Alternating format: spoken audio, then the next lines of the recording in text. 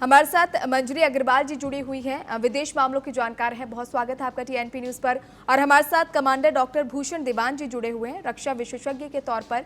बहुत स्वागत है सर आपका टीएनपी न्यूज़ पर। मंजरी जी, सबसे पहले आपसे समझना चाहूंगी, पाकिस्तान ने ये जो गंभीर आरोप लगाए हैं, प्रॉक्सी वॉर की बात कही जा रही है। सबसे पहले आप हमारे दर्शकों को प्रॉक्सी वॉर के बारे में आसान भाषा में समझाएंगी और इसके साथ ही ये भी बताएंगे कि इस आरोपों के पीछे क्या मायने हैं, क्या रणनीति है, किस तरह की ये घटिया साजिश मैं कहूं ये हो सकती है। मतलब छद्म युद्ध होता है। मतलब आपने डायरेक्टली फाइट नहीं किया, लेकिन इनडायरेक्टली आपको कोई डायरेक्ट कर रहा है, पीछे से आपको ऑर्गेनाइज कर रहा है, कठपुतली की तरह यूज कर रहा है और लड़वा रहा है। दिस इज प्रॉक्सी वॉर, जो कह रहे हैं कि अफगानिस्तान के लोग पाकिस्तान से लड़ रहे हैं, जिसके पीछे भारत का हाथ है। जो कुछ भी उनको मिल रहा है एक्सेस, वो भारत दे रहा है, चाहे वो मॉरल विक्ट्री हो, चाहे उनको स्पिरिचुअल बैकिंग हो, हथियार, ट्रेनिंग, पैसा, खाना, इसमें जो कुछ भी चल रहा है। मतलब भारत की बैकिंग के अगर नहीं होती तो अफगानिस्तान ये वॉर पाकिस्तान के साथ नहीं लड़ पाता। हालांकि जो फैक्ट ये है कि 9 अक्टूबर को रात के 9:30 बजे तालिबान पे अटैक करने के बहाने अफगानिस्तान के ऊपर एयर स्ट्राइक पाकिस्तान ने की थी। और उसके बाद जो हुआ वो रिटेलिएशन है इंडिविजुअली तालिबान का पाकिस्तान की तरफ। बिल्कुल।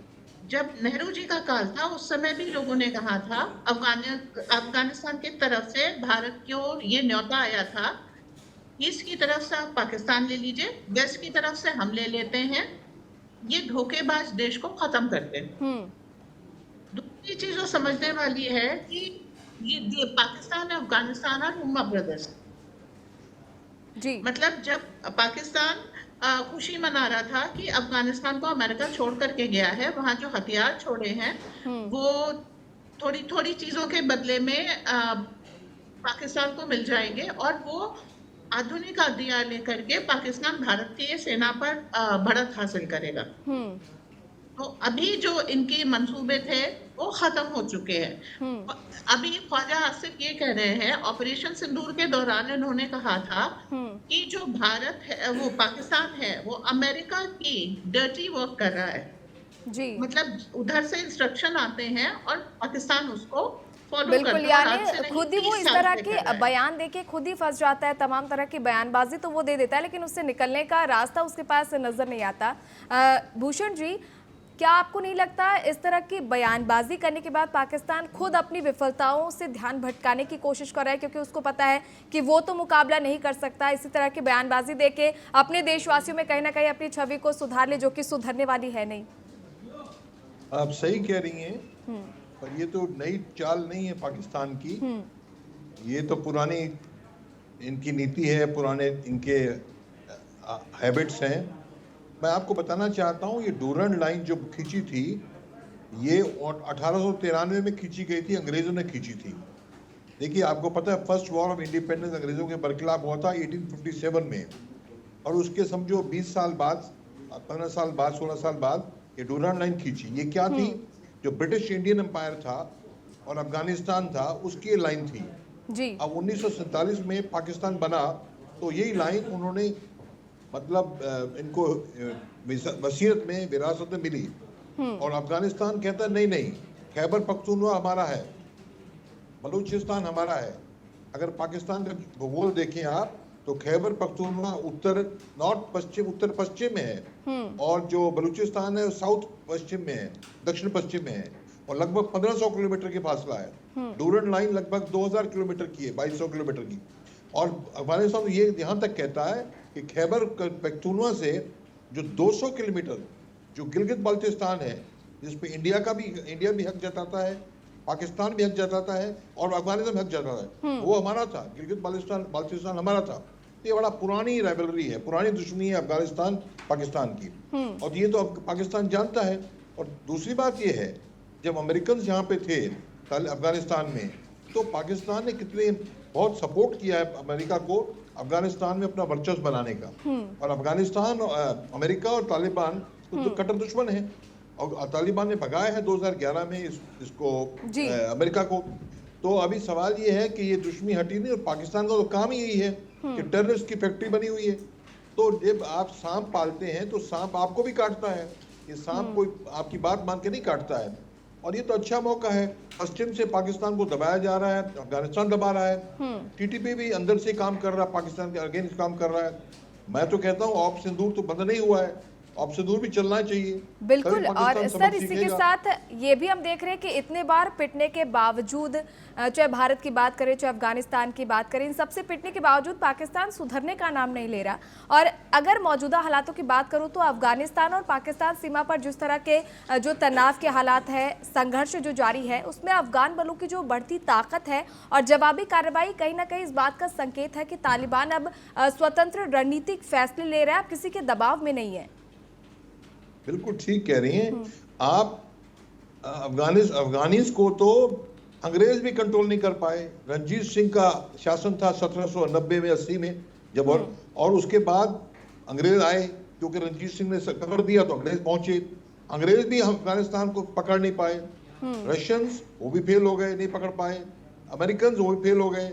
तो पाकिस्तान किस बात की मूल्य है कि अफगानिस्तान को दबा सकता है वो, तो नुकसान होने वाला उनको तो। और अफगानिस्तान एक देखिए उनकी क्या ख्वाहिश है कि एक जो आम कमिटी ऑफ नेशंस के अंदर वो नेशन जो राष्ट्र समाज है, उस राष्ट्र समाज के अंदर अफगानिस्तान एक नया पक्का रिपब्लिक बन के उभरे, इसकी अपनी इंडिपेंडेंट फॉरेन नीति हो, इंडिपेंडेंट इकोनॉमी हो, सब पूरी कंट्री के, जिस कंट्री के पास सब कुछ होता है वैसे हो।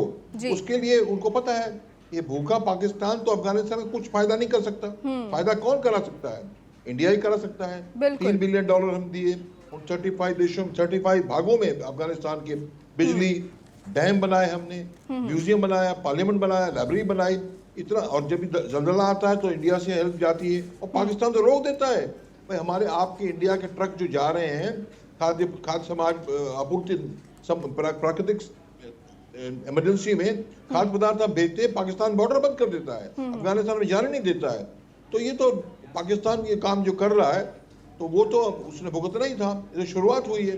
और अभी क्या हुआ है, पाकिस्तान, ये समझने की बात है, पाकिस्तान भागा भागा गया है किसके पास? कतार के पास। किसके पास? सऊदी अरेबिया के पास। बचाओ बचाओ, इनको बोलो हमारे भाई हैं अफगानी, ये बंद करें, लड़ाई बंद करें। हालांकि सऊदी और पाकिस्तान का तो म्यूचुअल वॉर एक्ट भी है, वो लागू नहीं किया गया। तो पाकिस्तान जो है हर तरह से दबाया जा रहा है। एक बात और बड़ी इंपॉर्टेंट है, देखिए बलूचिस्तान में, बलूचिस्तान जो है ग्वादार पोर्ट और बलूचिस्तान एक ही चीज है, एक ही चीज मतलब ग्वादार बलूचिस्तान में है। उसमें चीन नीचे आने की कोशिश कर रहा है गर्म पानी में, अरेबियन सी में। कहां से? ग्वादार पोर्ट से, ठीक है ना। अभी वो चीन का बनाया हुआ काम है, उसको दबाने के लिए बलूचिस्तान तंग कर रहे थे terrorist BLA, Balochistan liberation army तंग कर रही थी चीन को। अभी कुछ दिन पहले यूएनओ के अंदर USA, फ्रांस, UK उन्होंने कहा है BLA को हम टेररिस्ट ऑर्गेनाइजेशन नहीं करार करेंगे भाई। मतलब BLA को सपोर्ट कर रहे हैं चीन को दबाने के लिए।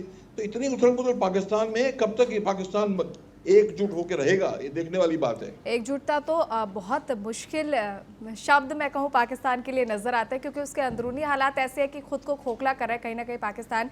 मंजरी जी, भारत और तालिबान के बीच जिस तरह के रिश्ते बन रहे हैं, अफगानिस्तान के बीच जिस तरह के आगे की जो रास्ते हम खोलते नजर आ रहे हैं, ऐसे में जो कूटनीतिक बातचीत हमारे बीच हो रही है, जिस तरह के संवाद हमारे बीच हो रहे हैं, इससे पाकिस्तान को क्यों परेशानी हो रही है? उसके लिए किस तरह की मुश्किलें हो सकती है? क्योंकि वो तो खुद ही अपने लिए गड्ढा खोद रहा है, खाई खोद रहा है, उसको क्या डर है किसी और से? देखिए, पाकिस्तान को सबसे बड़ा डर इस बात का है कि अगर अफगानिस्तान और भारत मिल जाएंगे तो उसके खिलाफ भारतीय सेना भी बहुत मजबूत है और अफगानिस्तान भी अच्छे लड़ाके हैं, तालिबानी भी। तो पाकिस्तानी सेना का शौर्य हम बार बार देख चुके हैं, और लेटली हमने जो है ऑपरेशन सिंदूर में देख लिया है। तो वो it is not a fighting force, ये टेररिज्म फोर्स है जो थोड़ा बहुत कुछ कर सकती है। तो उसको सबसे ज्यादा अपना एग्जिस्टेंशियल क्राइसिस है। जब अभी थोड़े दिन पहले BLA अटैक कर रही थी पाकिस्तान के ऊपर, तो हम ये देख रहे थे ऑफिशियल लेटर जा रहा था पाकिस्तानी आर्मी की तरफ से अपने सबऑर्डिनेट्स के लिए कि आप हथियार मत छोड़ें, सरेंडर ना करें, अपनी पोस्ट ना छोड़ें। तो इस तरह के अगर आप ऑफिशियली अपने लोगों को इंस्ट्रक्ट करें तो आप समझ सकते हैं how far they can go, कि कितना वो लड़ने की कुव्वत रखते हैं। जी बिल्कुल। अब अफगानिस्तान और भारत के उसमें ये है कि अफगानिस्तान पहले पॉपी की खेती करता था और उसके बाद ड्रग ट्रेड में उसका एक अच्छा हाथ था। इस ड्रग्स के बदले में उनको हथियार मिलते थे। भारत के बिहेस पे कि आप पॉपी के कल्चर को छोड़ करके गेहूं उगाइए जिससे आपके यहाँ खाद्य समस्या खत्म हो। इस तरीके से जो एक जनोद्धारक काम भारत के प्रभुत्व में अफगानिस्तान कर रहा है, that is the main cultural changing. तो ये जो कल्चरल ट्राइज हैं कांधार से भारत के महाभारत के जमाने से, उस चीज का एस्टेब्लिशमेंट पाकिस्तान को एग्जिस्टेंशियल थ्रेट देता है। एक बार हम पहले ही पाकिस्तान के टुकड़े कर चुके हैं, उनको अच्छी तरीके से इस बात का पता है कि ये बार बार संभव हो सकता है। अभी पीओजेके में जो आंदोलन चल रहा है उसमें पाकिस्तान की सेना, पाकिस्तान के पुलिस और उसके राजनयिक सब लोग पिट रहे हैं और उनके लिए पीओजेके होल्ड करना मुश्किल है। तो आप इस चीज को समझिए कि वो हर चीज का दोष भले ही भारत को लगा रहे हैं, लेकिन ये जितनी भी प्रॉब्लम्स है टाइम एंड अगेन पाकिस्तान ने खुद ही बोई हुई है और वो इन प्रॉब्लम्स को डील नहीं करना चाह रहा, उसमें इन्वेस्ट नहीं करना चाह रहा, टाइम नहीं देना चाह रहा, पैसा नहीं देना चाह रहा, एनर्जी नहीं देना चाह बिल्कुल रहा। मंजरी जी, अगर वो चाहे तो भी कुछ कर नहीं सकता, क्योंकि इन्वेस्टमेंट के लिए मुझे नहीं लगता उनके पास इतना कुछ है वो कर सके। उन पर कोई भरोसा नहीं जता सकता जिस तरह के हालात खुद पाकिस्तान ने अपने लिए क्रिएट किए हैं। खैर, आप दोनों मेहमान हमारे साथ बने रहिए। हुंकार में ये चर्चा लगातार जारी रहेगी, तमाम सवालों के जवाब ढूंढने की कोशिश करेंगे।